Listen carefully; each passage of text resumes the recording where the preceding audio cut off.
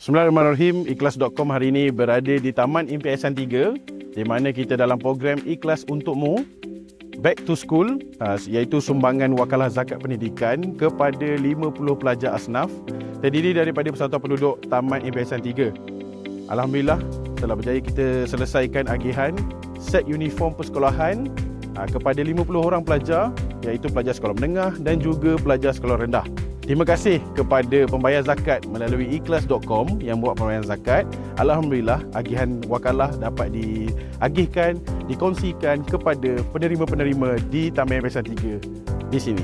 Terima kasih kepada pembayar zakat yang buat pembayaran melalui ikhlas.com. Teruskan pembayaran anda.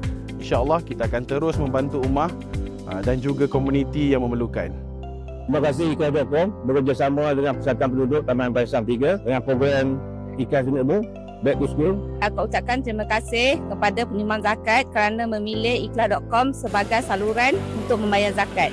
Terima kasih Ikhlas.com kerana berkongsi rezeki bersama kami. Lagi meringankan beban kepada kami semua. Saya berterima kasihlah kepada pembayar zakat Ikhlas.com.